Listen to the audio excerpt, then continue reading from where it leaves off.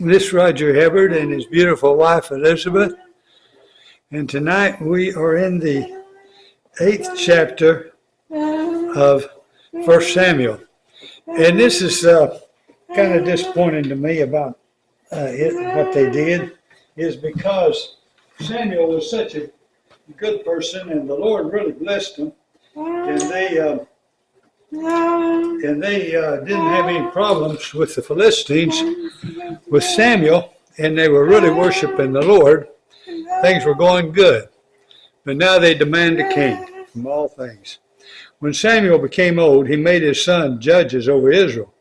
The name of his firstborn son was Joel, and the name of his second Abijah. And they were judges in Beersheba. Yet his sons did not walk in his ways, but turned aside after gain. They took bribes and perverted justice. Well, I guess maybe there's always a reason, you know. Then all the elders of Israel gathered together and came to Samuel at Ramah and said to him, "Behold, you are old, and your sons do not walk in your ways. Now appoint for us a king to judge us like all the nations." But the thing displeased Samuel when they said, "Give us a king to judge us." And Samuel prayed to the Lord.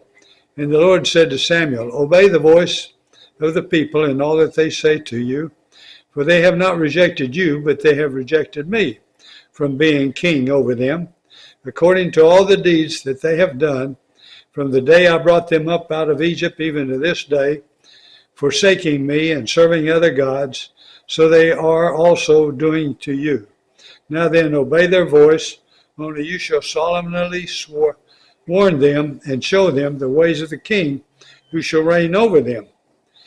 So Samuel's warnings against the kings. So Samuel told all the words of the Lord to the people who were asking for a king from him. He said, "These will be the ways of the king who will reign over you.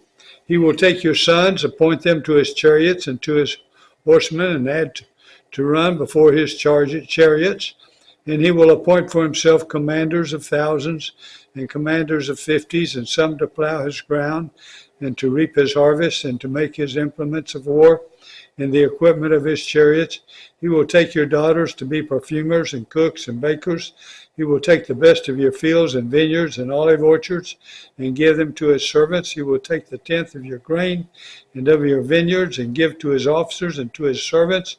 He will take your male servants and female servants and the best of your young men and your donkeys and put them to his work. He will take the tenth of your flocks, and you shall be his slaves. And in that day you will cry out because of your king whom you have chosen for yourselves, but the Lord will not answer you in that day." And so the Lord grants Israel's request. But the people returned to obey the voice of Samuel. They said, No, but there shall be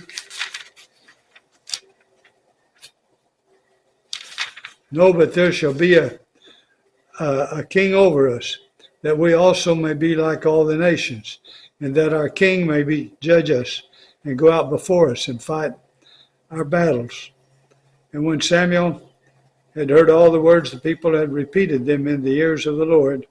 And the Lord said to Samuel, "Obey their voice and make them a king." Samuel then said to the men of Israel, "Go every man to his city." You know, America was established as such a great constitution and great godly leaders. Praise God that we've got a godly leader right at this junction. Man, we had a horrible one right before, probably the worst president we've ever had. And now we've got a good one, but half of the nation, it goes after its own way and horrible deeds and wishes. All right.